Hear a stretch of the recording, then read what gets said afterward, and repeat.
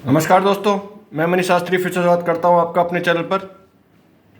तो दोस्तों, अगर आपने मेरे चैनल को अब तक सब्सक्राइब नहीं किया है तो प्लीज़ सब्सक्राइब कीजिएगा और आगे आने वाली वीडियोज़ की जानकारी के लिए बेल आइकन को प्रेस करना मत भूलिएगा। तो दोस्तों, आज हम बात करेंगे कि कुंडली में संतान योग का आप कैसे पता लगा सकते हैं, कैसे आप देख सकते हैं कि संतान योग कब बनेगा, कैसे बनेगा, आपको संतान में पुत्र होगा या पुत्री होगी, इसके बारे में हम डिटेल में जानेंगे और पता करेंगे कि कैसे हम पता लगा सकते हैं कि आपको पुत्र या पुत्री की प्राप्ति होगी और कौन से ग्रह बाधक बनते हैं उनके बारे में भी हम चर्चा करेंगे। तो देखते हैं दोस्तों। देखिए, पुत्र के जो कारक होते हैं दोस्तों, वो 3 ग्रह होते हैं, सूर्य, मंगल और गुरु। ये तीनों ग्रह पुत्र के कारक होते हैं। उसके बाद पुत्री पर आते हैं दोस्तों। पुत्री के जो कारक होते हैं वो होते हैं शुक्र, शनि और चंद्र। ये तीनों पुत्री कारक होते हैं। और बाधक, अगर शनि गलत अवस्था में है या किसी अपने शत्रु के घर में है या गलत घर में है तो दोस्तों वो शनि बाधक बनता है, आपके बच्चा पैदा होने में बाधक होता है। राहु और केतु ये दोनों अगर वहाँ पर बैठे हों, इस संतान भाव में 5वें घर में बैठे हों, ये दोस्तों 5वां घर है, संतान भाव का घर है।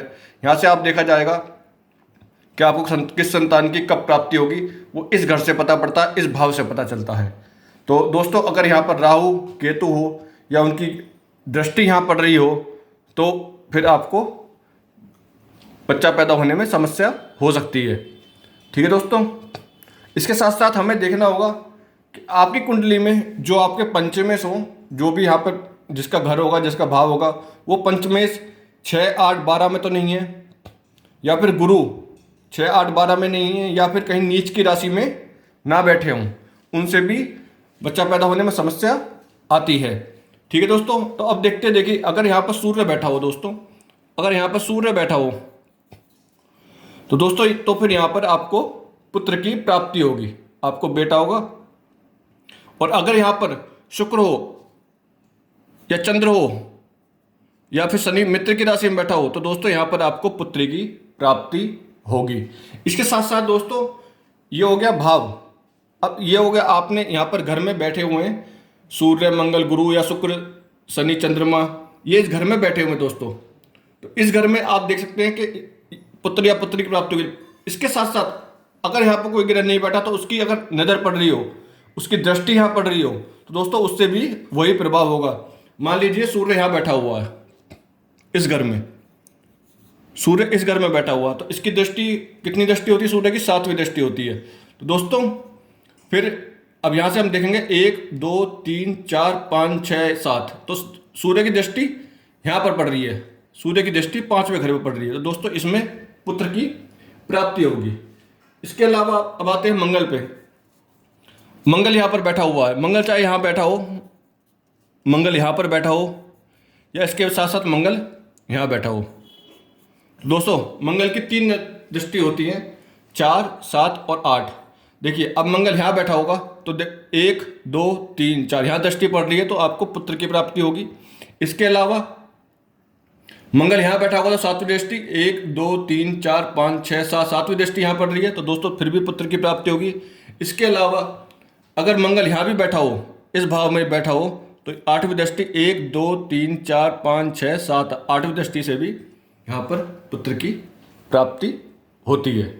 ठीक दोस्तों, उसी तरीके से गुरु यहाँ बैठा हो या फिर गुरु यहाँ बैठा हो या फिर गुरु यहाँ बैठा हो। अब देखिए, गुरु की 3 दृष्टि होती हैं, 5, 7, 9।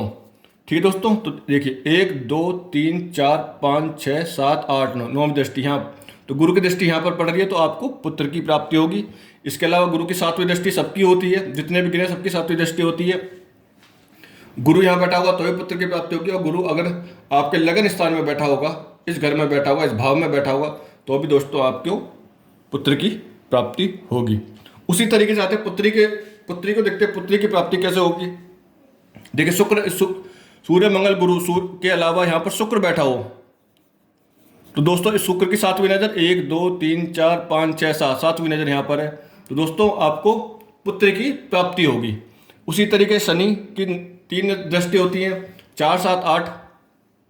शनि यहाँ बैठा हो, शनि यहाँ बैठा हो या शनि यहाँ बैठा हो, तो 1 2 3 4 5 6 7 8 8वीं दृष्टि यहाँ पड़ रही है दोस्तों, तो आपको पुत्री की प्राप्ति होगी। शनि की 7वीं दृष्टि यहाँ पड़ रही है तो पुत्री की प्राप्ति होगी। चौथी दृष्टि यहाँ पड़ रही है 1 2 3 4, तो भी दोस्तों आपको पुत्री की प्राप्ति होगी। उसी तरीके चंद्रमा अगर यहाँ बैठा हो तो इसकी 7वीं दृष्टि यहाँ पर पड़ रही है दोस्तों, तो भी आपको पुत्री की प्राप्ति होगी। इसके अलावा अब हम जानते हैं दोस्तों ये हो गया पुत्र पुत्री की। इसके अलावा एक बहुत इंपॉर्टेंट चीज मैं आपको बताना चाहता हूँ। देखिए अब यहाँ पर ये आपका 5वां स्थान संतान भाव है, यहाँ पर सूर्य भी बैठा है और शुक्र भी बैठा है। तो दोस्तों आप ये कहेंगे कि अब इसमें क्या स्थिति है, पुत्र होगा क्या पुत्री होगा। तो दोस्तों हमें ये देखना कि पहले घर किस का है, मतलब 5वां घर जो है किस ग्रह का है।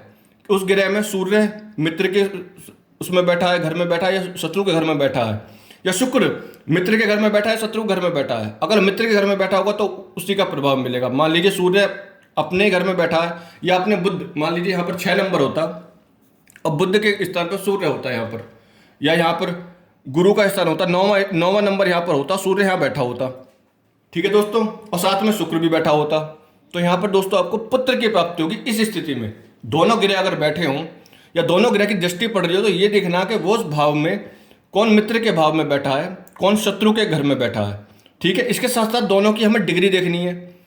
भाई सूर्य की डिग्री, मान लीजिए सूर्य की डिग्री है आपकी 11 से 16 के बीच में, और शुक्र की डिग्री है 22 से 28 के बीच में।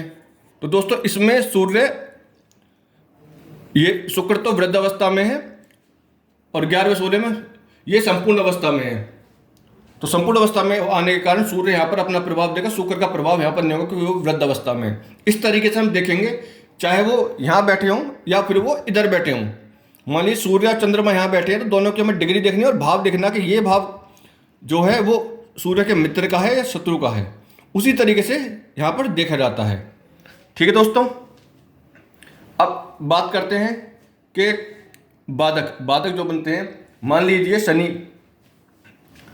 शनि यहाँ बैठा है और ये उसके शत्रु भाव है। मान लीजिए यहाँ पर ये 5वां नंबर है और 5वें ग्रह की राशि सूर्य होती है, और शनि की दृष्टि यहाँ से पड़ रही है। इस स्थान पर शनि यहाँ पर शत्रु हो जाता था, शत्रु की दृष्टि यहाँ पड़ रही है दोस्तों, वो बाधक बनेगा। अबॉर्शन, मिसकैरेज, इस टाइप की चीज़ें होने लगेंगी, ठीक है दोस्तों। उसी के साथ साथ राहु यहाँ बैठा हो या राहु यहाँ बैठा हो, ठीक है दोस्तों, या राहु यहाँ बैठा हो या राहु यहाँ बैठा हो। तो दोस्तों इस स्थिति में अब राहु की कौन कौन सी दृष्टि हैं, 5 7 9। राहु यहाँ पर दृष्टि मार रहा है, देखिए यहाँ बैठा होगा, वही मिसकैरेज, अबॉर्शन, इस टाइप की चीज़ें होंगी, बच्चा होने में डिले होगा, परेशानी होंगी। इसके अलावा राहु यहाँ बैठा हो तो 1 2 3 4 पर 5वीं दृष्टि यहाँ पड़ रही है। उसके अलावा राहु यहाँ बैठा हो तो राहु की 1 2 3 4 5 6 7 8 9, 9वीं दृष्टि यहाँ पड़ रही है और 7वीं दृष्टि यहाँ से पड़ी रही है।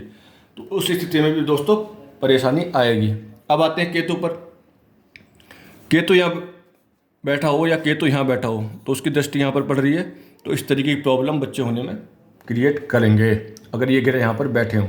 तो इस तरीके से आप देख सकते हैं कि सूर्य मंगल गुरु ये 3 पुत्र के, और शुक्र शनि चंद्र ये तीनों पुत्री के कारक हैं। और कौन कौन से ग्रह बाधक बनते हैं इनके बारे में मैं बता चुका हूँ। शनि, राहु, केतु, अगर शनि शत्रु स्थान में बैठा हो या नीच का होकर बैठा हो, ठीक है दोस्तों। अब हम बात कर रहे थे कि इसके साथ साथ संतान भाव के लिए 2 ग्रह बहुत ही इंपॉर्टेंट है। एक तो आपके जो पंचमेश हैं और दूसरा आपके गुरु हैं, ठीक है। गुरु आपकी राशि में नीच के होकर बैठे या फिर यहाँ बैठे हैं, गुरु यहाँ बैठे हैं इन तीनों घर में। और मान लीजिए आपके पंचमेश जो हैं वो सूर्य हैं, ठीक है दोस्तों। एग्जाम्पल ले लेते हैं कि पंचमेश जो सूर्य हैं यहाँ पर, आपके जो पंचमेश है, 5वां घर जिसका होता है उसको पंचमेश कहते हैं। तो सूर्य भी इसी घर में बैठे हैं 6 8 12 में, ठीक है दोस्तों। उसके साथ साथ राहु की दृष्टि यहाँ पड़ रही है। तो दोस्तों इस स्थिति में संतान योग नहीं बनता है, संतान की प्राप्ति नहीं होती है। इनके उपाय करने पड़ते हैं, पूजा करनी पड़ती है, बीज मंत्र करने पड़ते हैं, तब जाके आपको ग्रहों का सुधार होता है।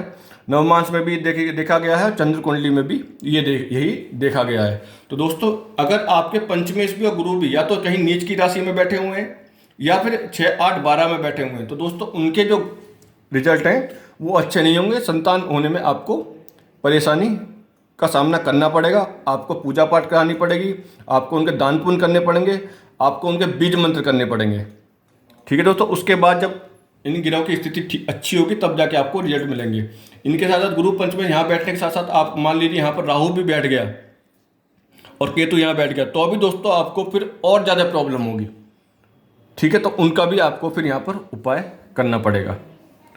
ठीक है दोस्तों, तो आज के लिए इतना ही। दोस्तों वीडियो पसंद आई हो तो प्लीज़ लाइक कीजिएगा, सब्सक्राइब करना मत भूलिएगा।